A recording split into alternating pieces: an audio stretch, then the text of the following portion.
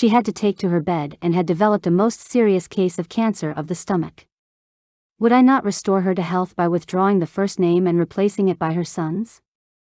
I had to write another letter, this one to the husband, to say that I hoped the diagnosis would prove to be inaccurate, that I sympathized with him in the sorrow he must have in the serious illness of his wife, but that it was impossible to withdraw the names sent in. The man whom I appointed was confirmed, and within 2 days after I received that letter, we gave a musicale at the White House. The first 2 people to greet Mrs. Taft and me were this husband and wife, though the wife had so recently been in articulo mortis. J. Mangum represented an elevator-escalator maintenance company in Tulsa, Oklahoma, which had the maintenance contract for the escalators in one of Tulsa's leading hotels. The hotel manager did not want to shut down the escalator for more than 2 hours at a time because he did not want to inconvenience the hotel's guests. The repair that had to be made would take at least 8 hours, and his company did not always have a specially qualified mechanic available at the convenience of the hotel. When Mr. Mangum was able to schedule a top-flight mechanic for this job, he telephoned the hotel manager and instead of arguing with him to give him the necessary time he said, "Rick, I know your hotel is quite busy and you would like to keep the escalator shutdown time to a minimum. I understand your concern about this, and we want to do everything possible to accommodate you. However, our diagnosis of the situation shows that if we do not do a complete job now, your escalator may suffer more serious damage and that would cause a much longer shutdown. I know you would not want to inconvenience your guests for several days." The manager had to agree that an 8-hour shutdown was more desirable than several days. By sympathizing with the manager's desire to keep his patrons happy, Mr. Mangum was able to win the hotel manager to his way of thinking easily and without rancor. Joyce Norris, a piano teacher in St. Louis, Missouri, told of how she had handled a problem piano teachers often have with teenage girls. Babette had exceptionally long fingernails. This is a serious handicap to anyone who wants to develop proper piano playing habits. Mrs. Norris reported, "I knew her long fingernails would be a barrier for her in her desire to play well. During our discussion prior to her starting her lessons with me, I did not mention anything to her about her nails. I didn't want to discourage her from taking lessons, and I also knew she would not want to lose that which she took so much pride in and such great care to make attractive. After her first lesson, when I felt the time was right, I said, 'Babette, you have attractive hands and beautiful fingernails. If you want to play the piano as well as you are capable of and as well as you would like to, you would be surprised how much quicker and easier it would be for you if you would trim your nails shorter. Just think about it, okay?' She made a face which was definitely negative. I also talked to her mother about this situation, again mentioning how lovely her nails were. Another negative reaction. It was obvious that Babette's beautifully manicured nails were important to her. The following week Babette returned for her second lesson. Much to my surprise, the fingernails had been trimmed. I complimented her and praised her for making such a sacrifice. I also thanked her mother for influencing Babette to cut her nails.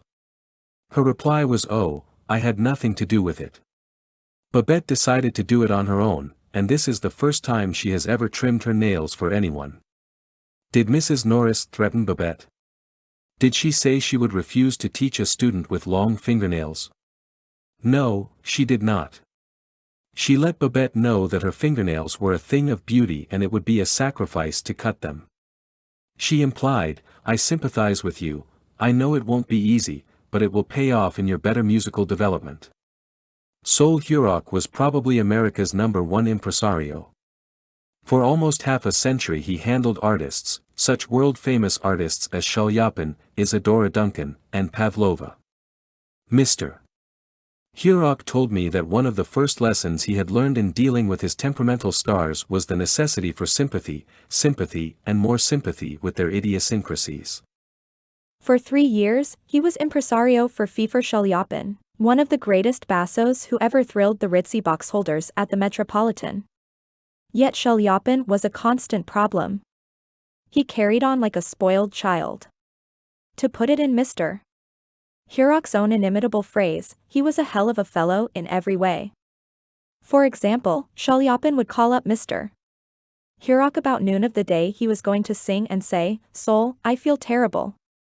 My throat is like raw hamburger. It is impossible for me to sing tonight." Did Mr. Hurok argue with him? Oh, no. He knew that an entrepreneur couldn't handle artists that way. So he would rush over to Shelyapin's hotel, dripping with sympathy. What a pity, he would mourn. What a pity. My poor fellow. Of course, you cannot sing. I will cancel the engagement at once. It will only cost you a couple of $1,000s, but that is nothing in comparison to your reputation. Then Shelyapin would sigh and say, "Perhaps you had better come over later in the day. Come at 5 and see how I feel then." At 5 o'clock, Mr.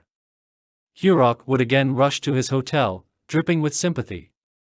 Again he would insist on canceling the engagement, and again Shelyapin would sigh and say, "Well, maybe you had better come to see me later. I may be better then." At 7:30 the great basso would consent to sing, only with the understanding that Mr. Hurok would walk out on the stage of the Metropolitan and announce that Shelyapin had a very bad cold and was not in good voice. Mr. Hurok would lie and say he would do it, for he knew that was the only way to get the basso out on the stage.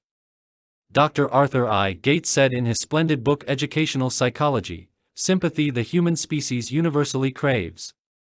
The child eagerly displays his injury, or even inflicts a cut or bruise in order to reap abundant sympathy.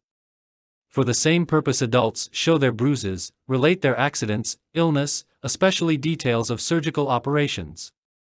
Self-pity for misfortunes real or imaginary is, in some measure, practically a universal practice. So, if you want to win people to your way of thinking, put in practice